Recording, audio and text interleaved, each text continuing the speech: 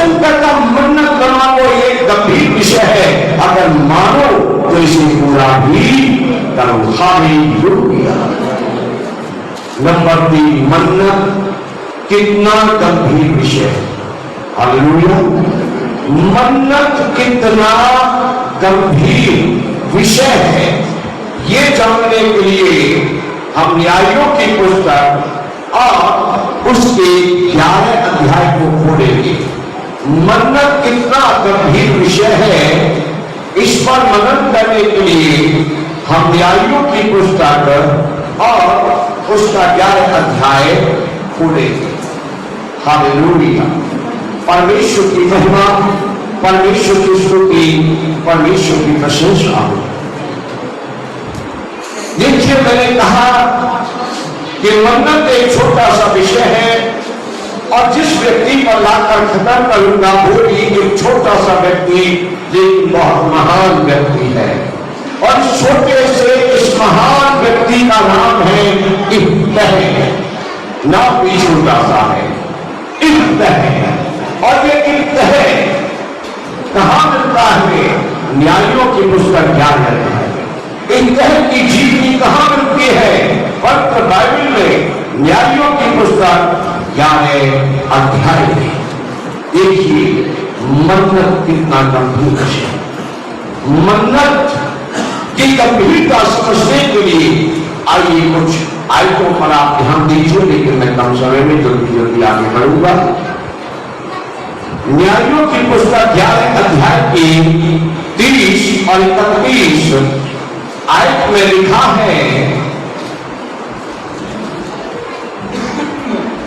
इब्तह ने यह कहकर यहोवा की मन्नत मांगी, यदि तू निःसंदेह अम्मोनियों के मेरे हाथ में कर दे, तो जब मैं कुशल के साथ अम्मोनियों के पास से लौट आऊं, तब जो कोई मेरे भेंट के लिए मेरे घर के द्वार से निकले वह यहोवा का ठहरेगा और मैं उसे होम बलि करके चढ़ाऊंगा।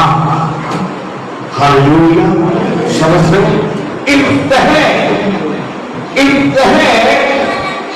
अम्मोनियों से लड़ने के लिए, युद्ध करने के लिए चला और उसने परमेश्वर से कहा, यदि आप मुझे विजयी करेंगे, यदि मैं अपने शत्रुओं पर विजयी हो जाऊंगा, तो मैं जब विजय पाकर अपने घर लौटूंगा, तब जो सबसे पहले मेरे घर के द्वार से मुझसे भेंट करने के लिए निकलेगा वही यहोवा का ठहरेगा और मैं उसको यहोवा के लिए होम बलि के रूप में बलिदान करूंगा, उसे यहोवा के लिए होम बलि के रूप में चढ़ाऊंगा। ध्यान से सुनिएगा, इन वचनों को मैं थोड़ा जल्दी चलूंगा। आगे इसी अध्याय में 34 से लेकर 35 आयत तक हम ध्यान करें। 34 से लेकर 35 आयत को लिखा है कि जब इब्तह मिस्पा को अपने घर आया, तब उसकी बेटी तब बजाती और नाचती हुई उसके भेंट के लिए निकल आई। वह उसकी इकलौती थी, उसको छोड़ उसके न तो कोई बेटा था और न कोई बेटी। उसको देखते ही उसने अपने कपड़े फाड़ कर कहा, हाय मेरी बेटी, तूने मेरी कमर तोड़ दी और तू भी मेरे कष्ट देने वालों में हो गई, क्योंकि मैंने यहोवा को वचन दिया और उसे टाल नहीं सकता।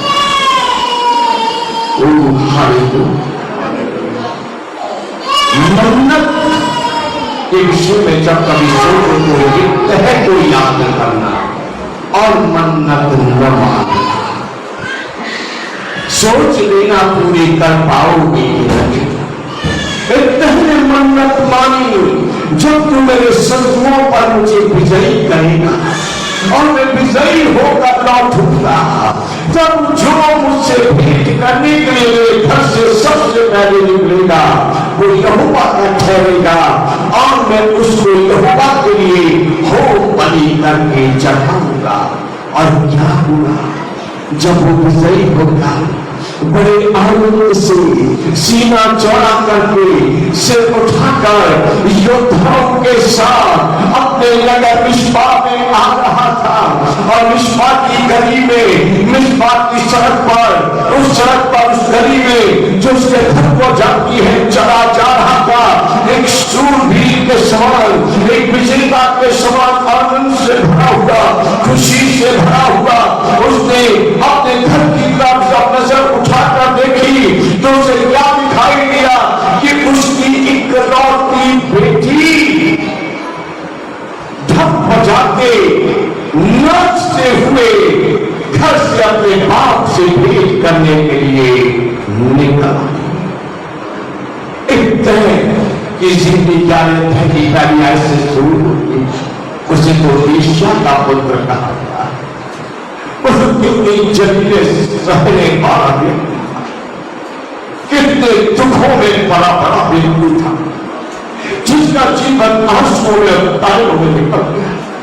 इस्राएलियों ने जिसे कभी अपना न कहा, यहूदियों ने जिसे कभी अपना न कहा, आज वो उसे इसलिए लेकर आए अपने बीच में जो कोई योद्धा था, क्योंकि उसके बाजुओं में ताकत थी, क्योंकि वो लड़ सकता था, इसलिए लाए थे। अन्यथा वो यहूदियों से इस्राएल से निकाल दिया। उसे इनाम मिला हुआ था, तमगा मिला हुआ था, ये बेश्या का बेटा। उसकी जिंदगी तो कष्टों से भरी हुई थी। जाने कैसे किसी ने अपनी बेटी उसको ब्याह दी थी, एक संतान हुई थी, एक जवान बेटी थी उसकी, उसको देख देख कर खुश रहता। आज बेटी को भी पता नहीं कि पिता ने क्या मन्नत मानी है, बाप को भी पता नहीं कि मुझसे मिलने के लिए कौन निकल कर आएगा। हर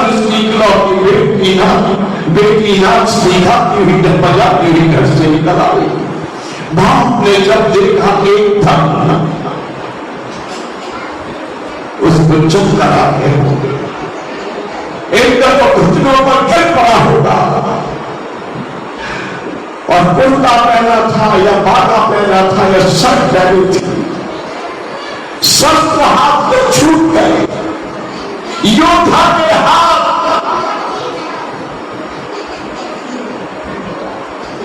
सेना को परास्त करने वाले शूरवीर के हाथ ढीले पड़ गए, तलवार और ढाल को नीचे गिर गई। उसने अपने वस्त्रों को पकड़कर फाड़ा और चीखा, मेरी बेटी, यह तूने क्या किया? तूने तो मेरी कमर तोड़, जो मुझे बचपन से दुख देते आए, जो मुझे बचपन से रुलाते आए, तू तो मेरे उन दुश्मनों में शामिल हो गए, तू तो मेरे उन बैरियों में शामिल हो गए। उनका दुख तो आज मैं भूल गया था जब ये मुझे अपने बीच लेकर आए, जब इन्होंने मुझे राजा का सम्मान दिया, योद्धा का सम्मान दिया। और मेरी बेटी, आज तूने तो मुझे बहुत दे दिया जो मैं जब तक कब्र में नहीं चला जाऊंगा कभी से नहीं भूल सकता। आगे बढ़ लीजिए धीरे धीरे। बेटी ने जानना चाहा, पिताजी ऐसा क्या हो गया? बाप ने कहा, जब युद्ध के लिए जा रहा था मेरे परमेश्वर से तुम मन्नत मांगी, परमेश्वर को मैंने अपनी जुबान दी, परमेश्वर से मैंने एक वायदा कर दिया कि जब परमेश्वर तू मुझे विजयी करके मेरे घर वापस लाए, जब परमेश्वर तू मेरे बैरियों को मेरे पैरों के नीचे करके मुझे घर वापस लाएगा, तब मेरे घर से जो पहले मुझसे मिलने के लिए निकलेगा वो तेरा होगा और मैं उसको तेरे लिए होम बलि करके जाऊंगा। मेरी बेटी मैंने परमेश्वर को जुबान देनी है, मैंने मन्नत मांगनी है, मैं इस मन्नत से मुकर नहीं सकता। मैं ये नहीं कह सकता परमेश्वर में बकरा दे देता हूँ, परमेश्वर में बछड़ा दे देता हूँ, परमेश्वर में पैसे दे देता हूँ, परमेश्वर में अपने हाथों से अपनी गर्दन आपके सामने काट देता हूँ। मैं नहीं कह सकता, क्योंकि मैंने परमेश्वर से ये कहा है कि जो कोई जब मैं जीत का लौटूंगा सबसे पहले मेरे घर से मुझे मिलने को निकलेगा, वो ही तेरे लिए होम बलि चढ़ाया। मैंने कहा एक छोटा सा नाम, एक छोटा सा व्यक्ति, लेकिन सोचे तो एक बड़ा महान हालेलुया हमें सिखाता है प्राण देने तक विश्वास योग्य रहो। जो वायदा किया उससे कभी पीछे ना हटो। हालेलुया। जो वायदा किया उससे जो आपने कहा परमेश्वर में ये करूंगा उसे करो, जो कहा परमेश्वर में ये करूंगी उसे करो। फिर लोग सुनाएंगे पीछे ना हो, फिर दबाव आएगा पीछे ना हो, फिर निंदा होगी पीछे ना हो, फिर एफआईआर दर्ज होगी पीछे ना हो, फिर जेल खाने में डाले जाओगे पीछे ना हो, फिर समाज से निकाल दिए जाओगे पीछे ना हो, फिर घर से निकाल दिए जाओगे पीछे ना हो। तुम्हारे अपने मुख मोड़ लेंगे लेकिन पीछे ना हटो। जब एक बार कह दिया प्रभु ईश्वर से आज से आप मेरे जीवन के प्रभु हैं और मैं कभी पीछे मुड़कर नहीं देखूंगी, मैं कभी पीछे मुड़कर नहीं देखूंगा। प्रभु यीशु अपने जीवन भर आपके पीछे चलूंगा। इस जीवन के मुखिया अब से आप हैं। जब ऐसा आपने पश्चाताप कर दिया, जब ऐसी आपने दुआ करनी, जब ऐसी आपने मन्नत मांगी, तो कभी भी पीछे मुड़कर अगर आपने किसी से पैसे का कुछ लेन देन करने का वादा कर दिया, अगर आपके पास कुछ है या नहीं, मन्नत को पूरा कीजिए। कुछ भी मन्नत आपने मांगी है, चाहे प्राणों का जोखिम क्यों न उठाना पड़े, कभी पीछे मत हटिए। देखिए इब्तह को इब्तह ने क्या किया, बहुत दुख। बेटी ने कहा बाप मुझे 2 महीने की मोहलत है कि मैं अपने कुआरेपन पर विलाप कर सकूं। बाप ने कहा जा ये मोहलत मैं तुझे दूंगा, लेकिन मैं मन्नत को नहीं डालूंगा। 2 महीने उसकी बेटी अपनी सहेलियों के साथ पहाड़ों पर गई और परमेश्वर के सामने रोती रही, घूमती फिरती रही और 2 महीने के बाद वो वापस आ गई। इसी ज्ञान में अध्याय 39 आयत बताती है कि बेटी ने आकर कहा पिताजी मैं आ गई, मैं उपस्थित हूं। और वचन कहता है कि पहले जो मन्नत मानी थी उस मन्नत को पूरा किया। हालेलुया। मन्नत न मानना, मन्नत मानो तो उसे हर कीमत पर पूरा। इस वेश्या के बेटे के विषय में आज हम इसीलिए पढ़ रहे हैं, इसलिए आज ये मरकर भी बोल रहा है मास्टर भगवान चौहान जी, वो मरकर भी इतने हमसे बोल न पाए। हालेलुया। क्यों? इकलौती बेटी को भी परमेश्वर को अर्पण करने से पीछे नहीं हटा। अपनी जुबान जो थी उससे मुकरा गई, जो मन्नत मांगी उसको उसने था।